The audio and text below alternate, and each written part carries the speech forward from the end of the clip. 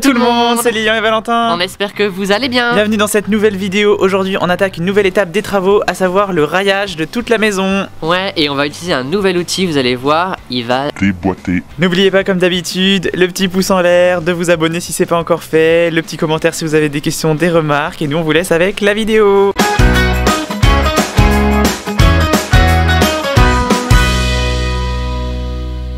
Pour l'occasion, on a loué un petit outil, une cloueuse béton pour pouvoir fixer tous nos rails dans les murs et dans la dalle. Ouais. Donc normalement, ça devrait bien marcher. Du coup, on doit prendre des petits clous comme ça. Ça se rentre dedans.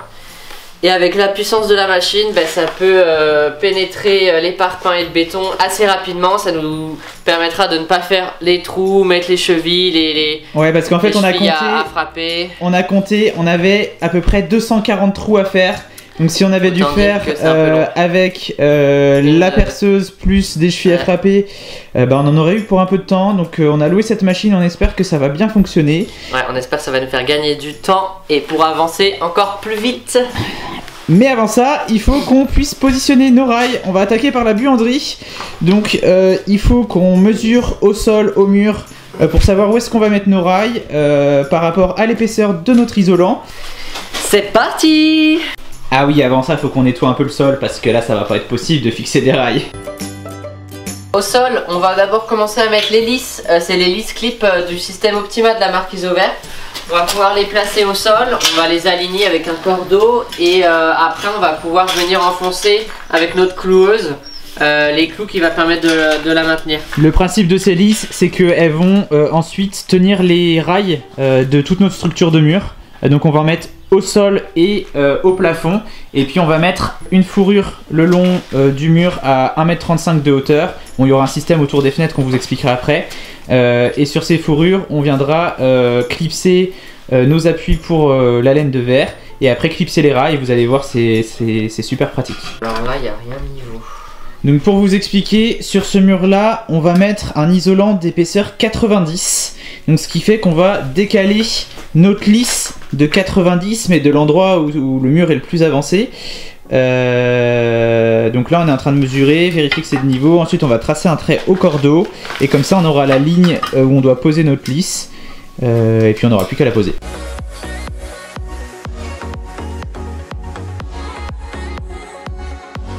Et ensuite on va utiliser notre pistolet à clous pour la fixer au sol tout simplement. On n'oublie pas les protections.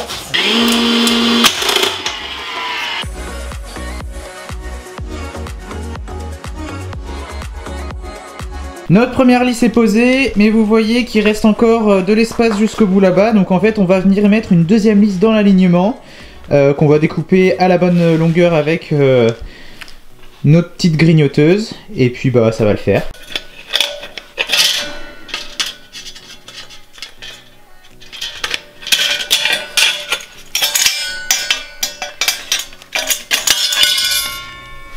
Et voilà. Ça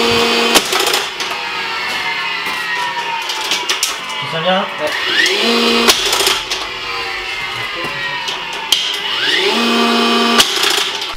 Première rangée de lisses accrochée.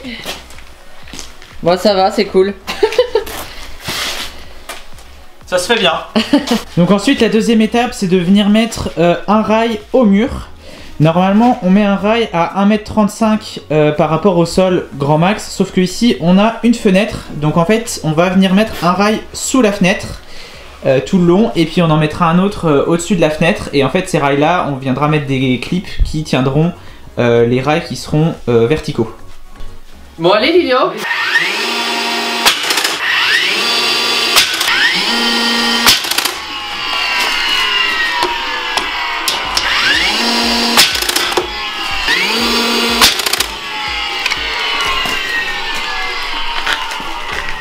Et voilà.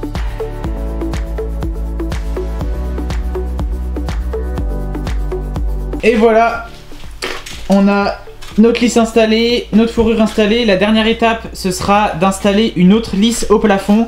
Mais ça en fait on le fera après, parce qu'on va déjà utiliser notre cloueuse partout où on peut, comme on l'a loué que pour le week-end. Bon, j'ai perdu mes lunettes de protection, je ne sais pas ce que j'en ai fait. Ça fait 5 minutes que je les cherche partout. Non mais tu te fous de moi toi? Quoi? Ben, t'as 2 paires de lunettes sur la tête. Ah mais...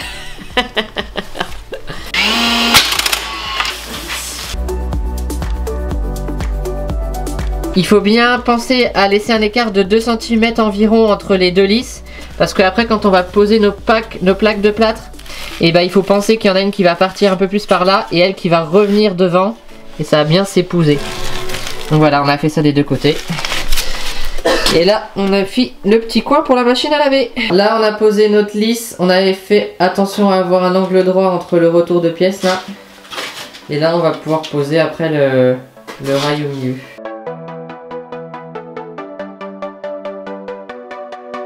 La buanderie, c'est bon, on passe à la cuisine. On a fait un petit oubli dans la buanderie, c'est que on n'a pas prévu d'étanchéité pour notre chape. C'est-à-dire que normalement, on doit mettre un film polyane sous les rails qui va remonter le long du placo pour tout simplement quand on coulera la chape, que la chape ne touche pas le placo et qu'il n'y ait pas de remontée d'humidité.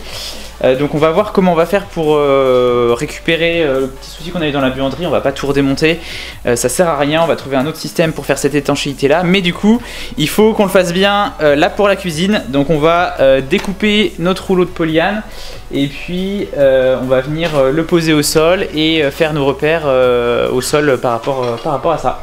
Et puis ici, petit changement de stratégie, c'est-à-dire que là on a notre rail qui vient courir le long de ce mur là. Donc on va commencer par fixer notre lisse directement sur le rail ici. Pour les autres on fera avec des chevilles mollies, on vous montrera. Mais là on va fixer la lisse sur le rail et on reportera sur le sol avec un niveau pour que les deux soient alignés. Et en fait on va se fier par rapport au rail du plafond qui est ici.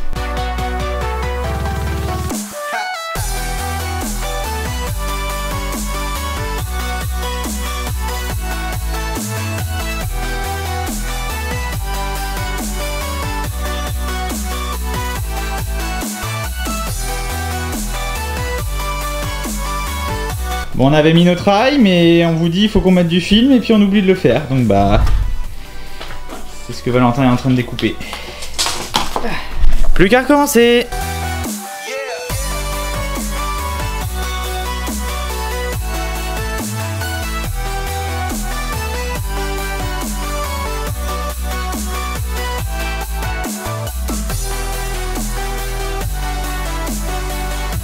Maître. Oui.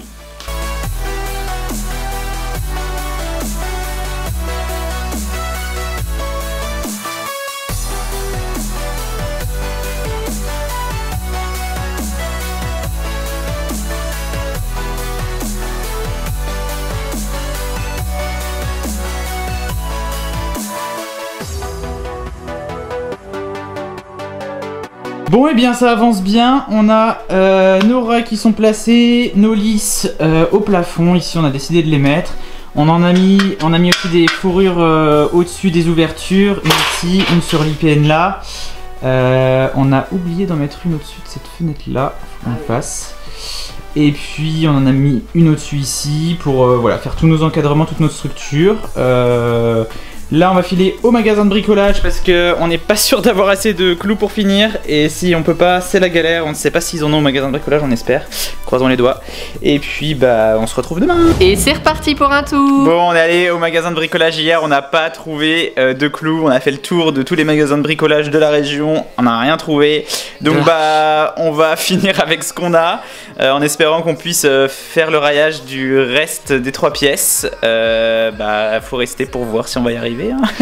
Et aussi interminable que les tours à la déchetterie, pousser le bazar pour pouvoir travailler dans les pièces. Donc encore une fois on déplace le bazar de cette pièce à une autre. Et puis bah on va tourner comme ça jusqu'à ce qu'on ait fini je pense.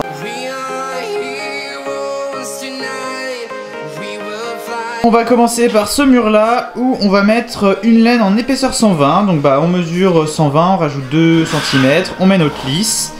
Et puis après bah, on pourra mettre le rail ici et la lisse au plafond.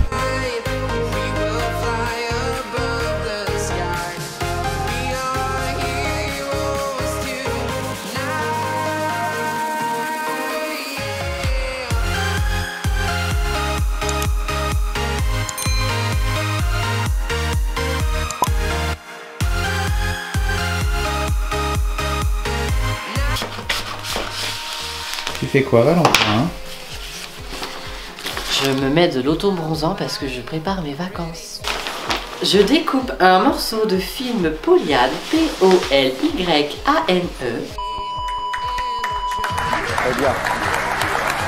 Mais qu'est-ce qu'un film Polyane? Eh ben, le film Polyane permettra de maintenir l'humidité lors du coulage de chape et que cette humidité ne recouvrira pas la plaque de plâtre. Ni la laine de verre de l'autre côté. Ni la laine de verre de l'autre côté. Ça va tout protéger et comme ça, ça sera une maison encore plus saine. Merci Evelyne.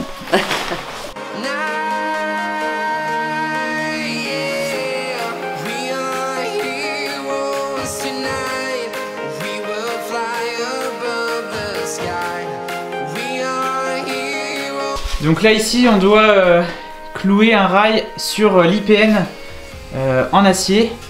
Et sur la cloueuse en fait il y a aussi un mode pour faire l'acier directement.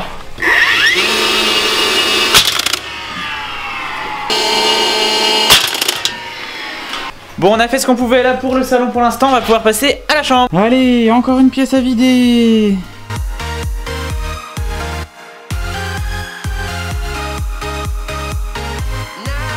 Bon, on vous a pas montré parce que c'est le bazar avec notre tas d'isolant, mais on a posé toutes les lisses sur le sol de la chambre. On va pouvoir faire celle de la salle de bain et en fonction des clous qui nous restent, on fera celle au mur.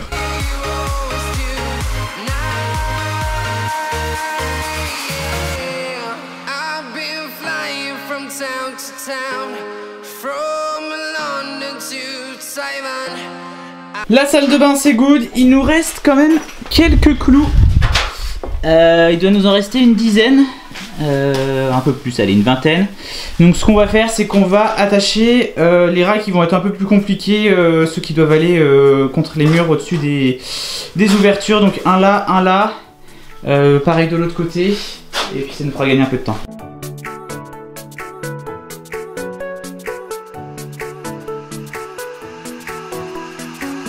Et voilà pour ce week-end. Le rayage est à peine terminé, mais on a bien avancé. Normalement on n'a plus besoin de la cloueuse. Donc le week-end prochain on se retrouve pour finir de rayer tout ça. On va pouvoir utiliser une autre méthode avec des chevilles à frapper. Surtout si vous avez des questions ou des remarques, n'hésitez pas à les mettre en commentaire. N'oubliez pas aussi le petit pouce en l'air et surtout de vous abonner. Vous êtes encore nombreux à nous suivre sans être abonnés et c'est important pour pas rater la suite de l'aventure. Oui, vous pouvez même activer la cloche pour avoir une notification à chaque sortie de nouvelles vidéos. Et n'oubliez pas que si nous on en est capable, vous en êtes capable aussi. Et on se dit à très vite.